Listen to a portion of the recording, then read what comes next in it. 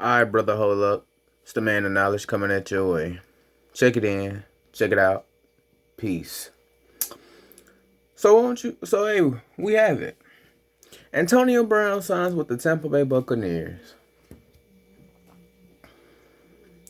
I'm gonna dive into it. I'm gonna share my thoughts and speak my perspective. And any of you brothers can come in the comment section and share your knowledge or your perspective or doctrines. Whatever you think is all behind this. I'm gonna tell you this. Antonio Brown is a great player. Dude knows how to run slots, man. Dude can run a slot better than my grandma can cook a cake. Dude can run a slot, man. Dude can catch. Nice acceleration. He has nice footwork. Motherfucker's pretty damn fast, man. He's big. Strong. I'm telling y'all, man. Antonio Brown been the truth since Pittsburgh Steelers days. Is he losing his touch?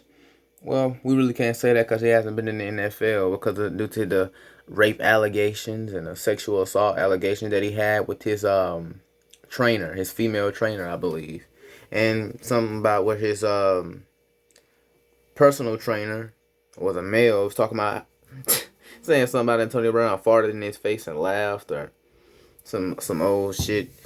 Man, I didn't really too wholeheartedly keep up with all that. But anyway, here in America, the so-called black man always has to be depicted and and get promoted as the bad guy, particularly the thinking black man.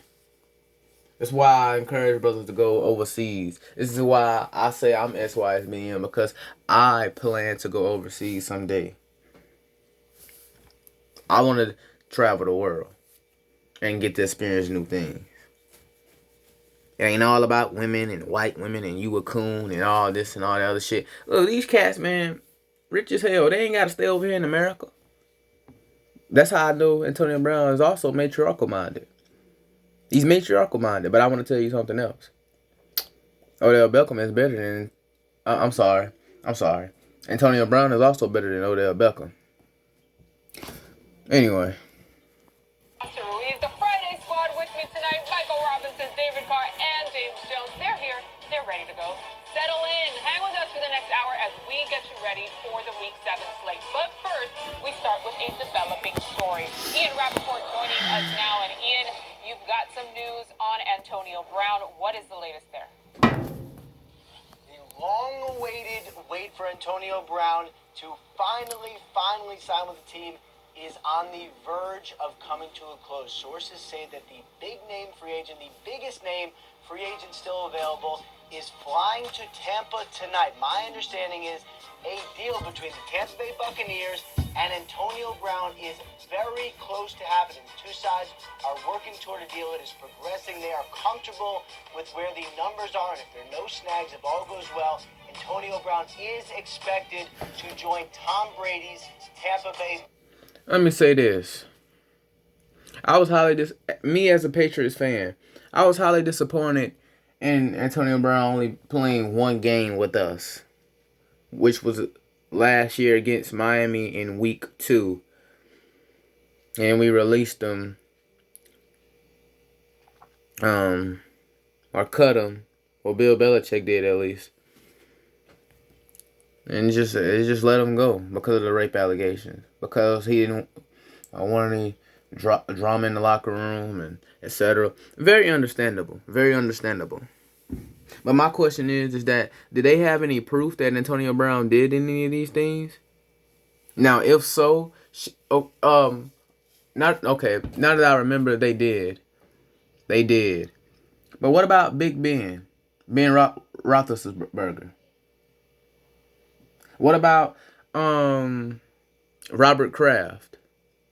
He's the owner of New England Patriots. Ben Roethlisberger, is the quarterback for Pittsburgh Steelers. So what about him?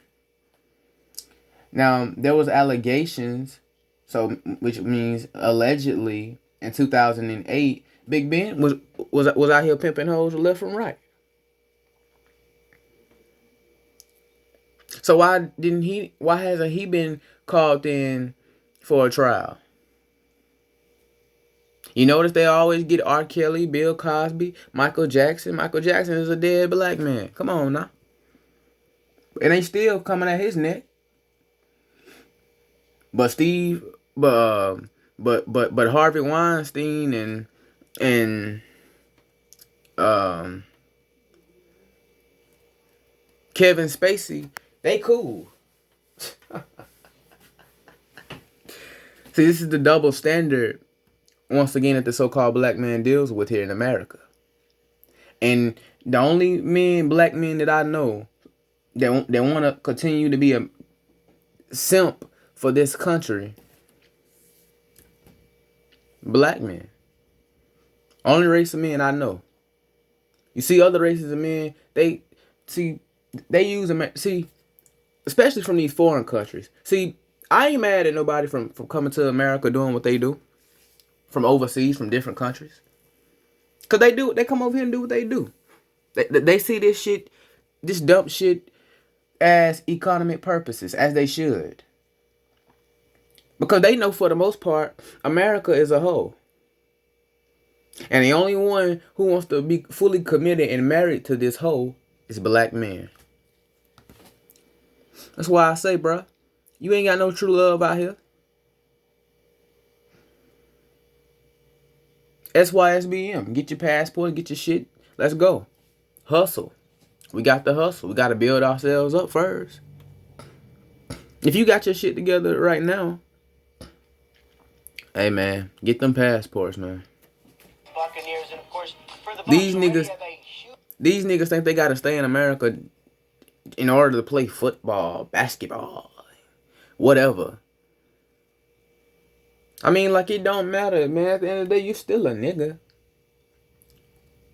And I can go further and deeper down on that much more than anything else. Usually stacked offense. This is just another weapon to add in, for Antonio. And let me say this. Tampa Bay Buccaneers adding Antonio Brown to the offense is icing on the cake. Because you can tell Tampa Bay, they're not really organized yet. Tom Brady, people want to talk about he's losing his touch. Look, people been saying Tom Brady been losing his touch since 2014, man. 2013. And let me say something.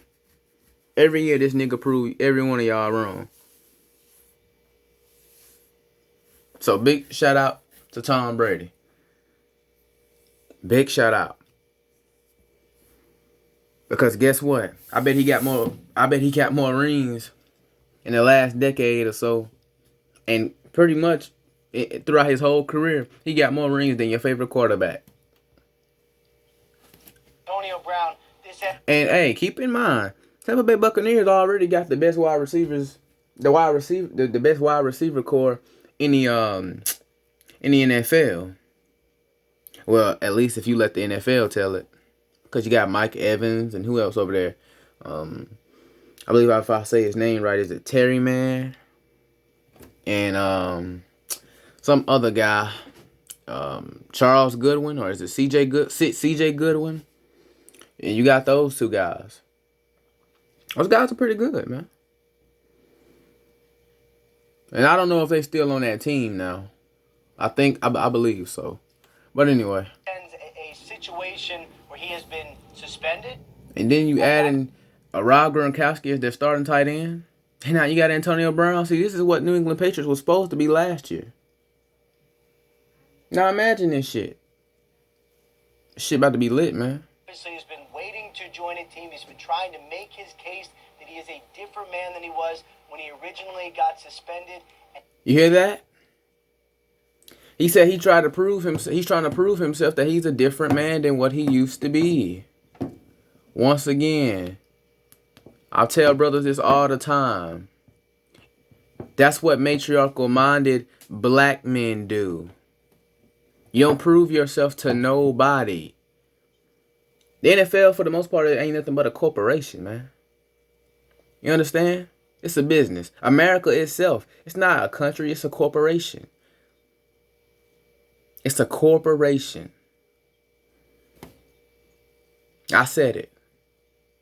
And the thing that y'all gotta know, y'all cats out here gotta know, man, is that, hey, money make the world go round. But for all the love of the money is the root of all evil. You understand me?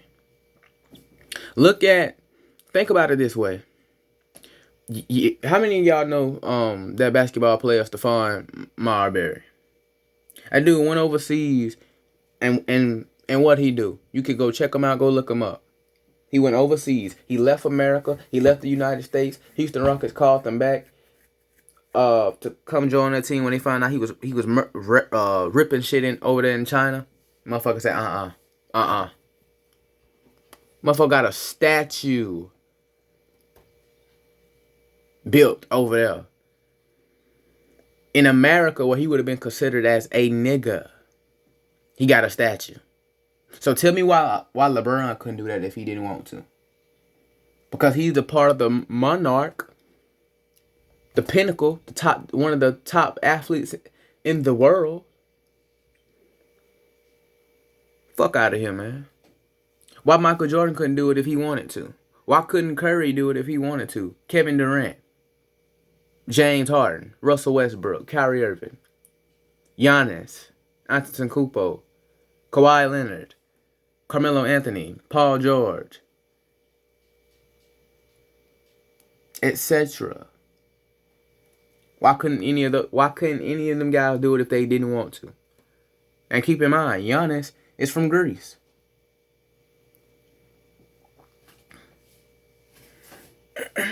He's Greek. So why can't he do it if he didn't want to? Fuck out of here, man. And now that is expected to be in Tampa Bay. Of course, Seattle had been discussing him for some time, really since the summer, but Tom Brady pushing helped make this happen for Antonio Brown. And MJ, just to go through the... Of course Tom Brady's behind it. Of course. They built some kind of chemistry behind closed doors all the way out through. And that's why I believe Tom Brady knew he was going to lead New England. Because, look, nothing lasts forever. Shit, I mean, Tom Brady been on the damn New England Patriots since 2000. That's been over 2 decades. 2000, 2001, 2002, 2003, 2004, 5, 6, 7, 8, 9, 10, 11, 12, 13, 14, 15, 16, 17, 18, 19. And motherfuckers say, you know what? I ain't coming here in 20. Well, with this same shit. I've been on here 2 damn decades. Fuck this. I gave it my all. And I got I got this franchise 6 rings. Fuck it. Oh, man. Timeline a little bit for where things stand. AB is flying to Tampa tonight. He begins COVID-19 protocol and testing. That should start tomorrow, so he's not going to be able to officially enter the building, or wouldn't be able to enter the building till the middle of the week, but he's suspended, so that may not happen anyway. Either way, based on where things stand right... You talk about some damn COVID. If COVID was that serious... See, this is another thing I want to chime in on. If COVID was that serious, why are these NFL players even still playing? Yeah, okay, no crowd, but why are y'all there? Why are y'all there? I see things for what it is, man. Hey, I also watched WWE. So I was watching Friday Night SmackDown last night, and WWE wrestler Shorty G, or Chad Gable, I was watching this dude, and look, I'm not a WWE fan. Back in the early 2000s, I was what you call a WWE fan because I was a little kid. Now that I'm up in the age, I'm a teen, 17, I'll tell you this. I'm not a Tom Brady fan. I'm sorry, I'm not a WWE fan. I'm much more what you want to call a WWE viewer. I just tune in. Yeah, I pay attention. But do I pay attention 100%? No. Hell no. I paid attention 100% back in the 2000s because that product, or what they have today, is garbage. And then compared to, and then on top of this so-called COVID-19 with this pandemic, with no crowd, it just makes it. Let's see. I think I'll give it at least 10 times worse. So yeah, the product is still looking hideous, and with no crowd, it just adds a fuel to the fire. You understand what I'm saying? But you can follow me on IG. Go to my main channel, Q Speeds Facts. Follow me on IG. Follow me on Man of Knowledge. My Instagram on Man of Knowledge 444. I posted on my story about it, and this nigga Chad Gable coughed all in the microphone, and I'm like, yo, but I thought we was having a pandemic in social distancing from the coronavirus. Bro, I was all up in dude's face, and he all this coughing because he just got his ass beat.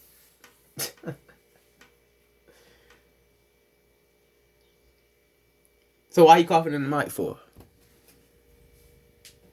I thought so.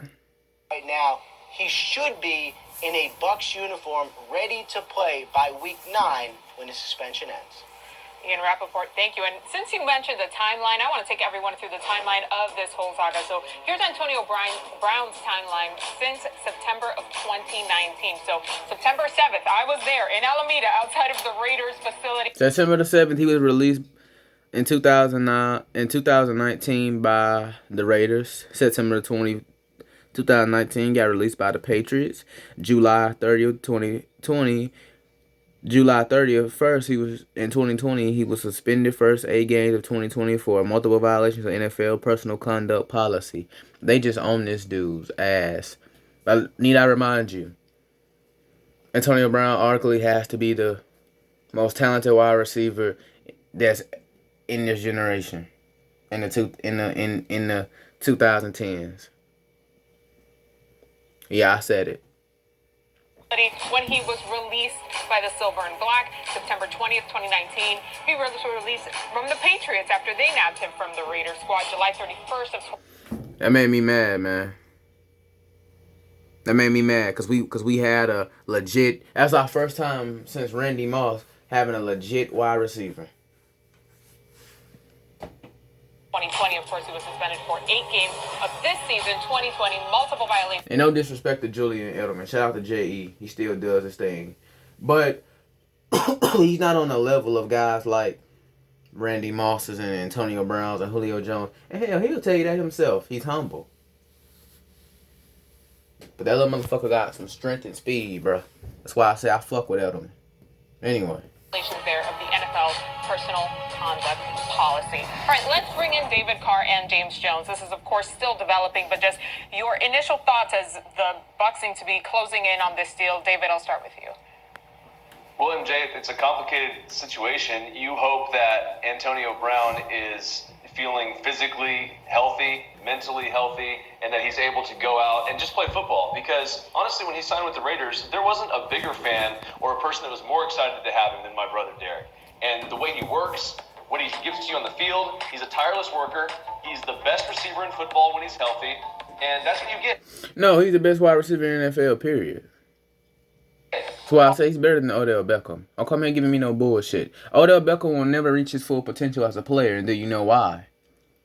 Because he's an emotional, drama-based character.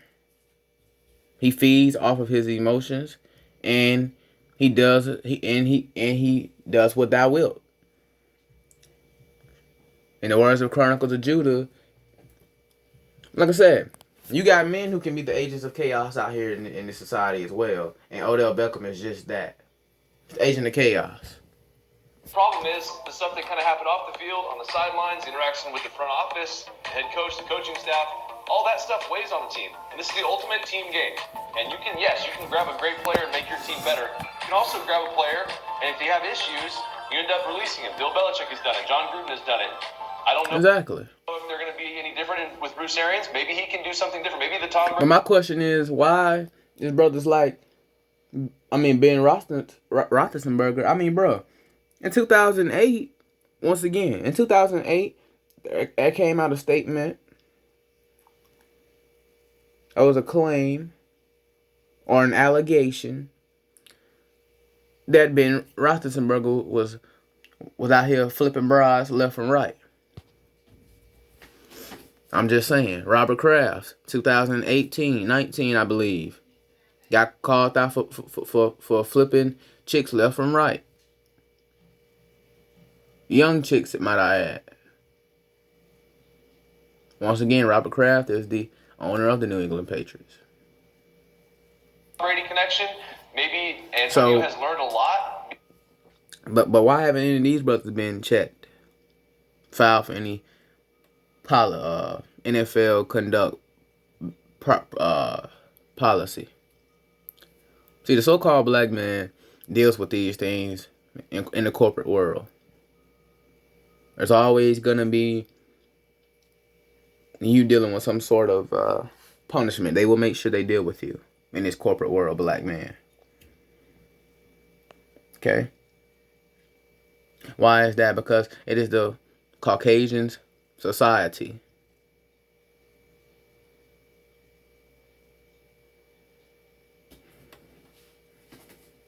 What do I mean by that? This is his rulership.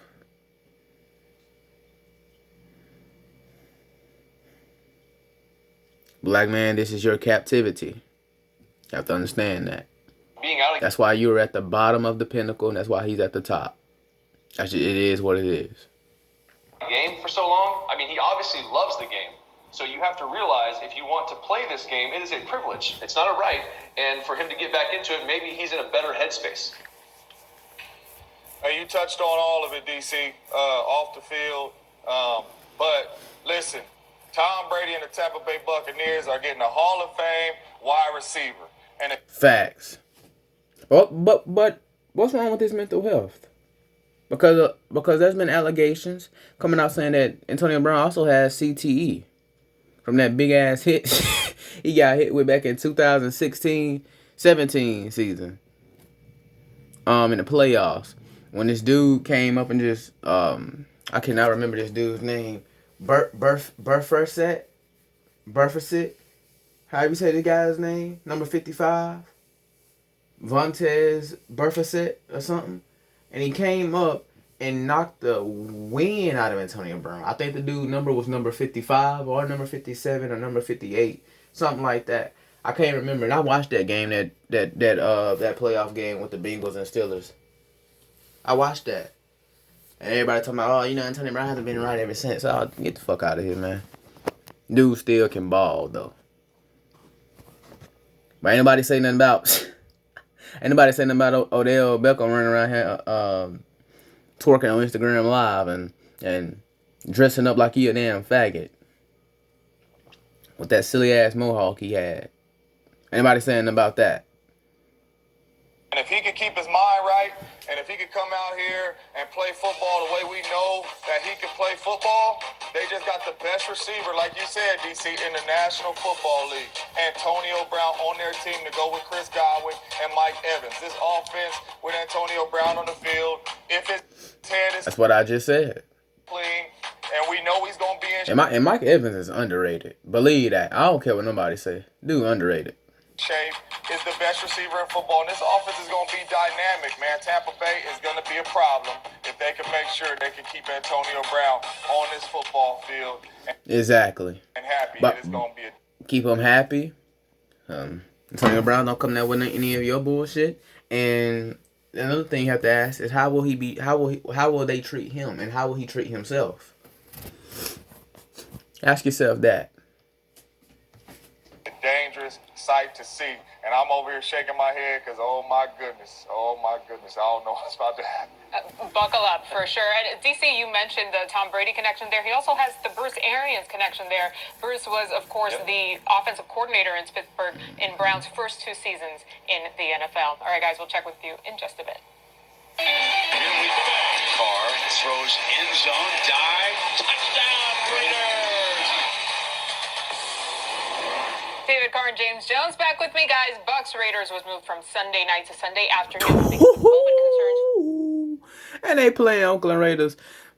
When this Sunday, tomorrow. Okay, I'll check it out. For the Raiders, the offensive line looks like it will be back, but not star safety Jonathan Abrams, who will not clear the protocol period in time for the game. So taking all that into account, David, what's your matchup to watch in this game?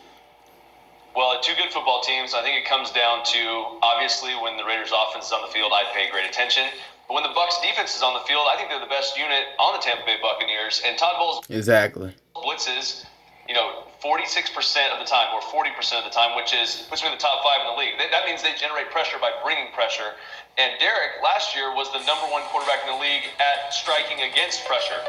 96 quarterback rating overall. So for me, I think that's what it comes down to. When the Bucs bring heat, can they make a big Let me say something about Derek Carr. Derek Carr is a quarterback that has never reached his full potential. play? And I think that's what they've been doing, throughout the entire time that Derek's been there and that John has been there. When they get that pressure, they look at it as an opportunity to make a play down the field. Usually when teams sit back and play coverage is when you'll get a little bit more of the run. John kind of want to control the clock. But I think that if they do decide to heat it up, Derek's going to have And no Tampa Bay answer but to go down Buccaneers. the field and try Tampa Bay Buccaneers are 4-2. Raiders are 3-2. to make a big play. Well, first and foremost, they need to understand who's on the football field offensively for the Raiders. And yeah, I'll tune in. And yeah, they do have to watch out for who's on the out there on the offensive field for the Raiders. They do. Because if you want to bring some pressure and you leaving that speed out there one-on-one in Henry Ruggs and Nelson Aguilar, you could be in trouble. But listen. Oh shit, you're pretty much done. Tampa Bay Buccaneers have the advantage on the offensive side of the ball when it comes to the Raiders' back end. And no Jonathan Abram, that really scares me because how are they going to hold up with Chris Godwin and Mike Evans? And my reason to how they're going to hold up is you have to stay on the field, Derek Carr, and that offense, and you have to run the ball. The reason why they beat the Saints, they kept Drew Brees on the sideline. 7 possessions in that game because the O-line was moving people out the way. Josh Jacobs had it going. The special thing about the Raiders is that they can do both. You want to shoot out? We can shoot out with you. We can put up points, throw this thing all over the yard. You want to ground and pound? I want to see the Raiders make the playoffs. You want to make this thing nasty and ugly? We can do that as well with Josh Jacobs on the ground running behind this big old line. I want this game to be nasty and ugly. Keep Tom Brady and that offense on the sideline, eat up this clock, and finish with touchdowns. And that is the formula to win this ball game. All right, let's pick it. Well, since David's going first, what's your score for the Raiders win this week, David? I like 35, 35-21. I obviously think their offense is Hey, look, nobody give a fuck about all that. That's it on that, man. Share your knowledge on that, your thoughts, opinions, doctrines, etc. All that down in the comment section. All right, man of knowledge. Checking out.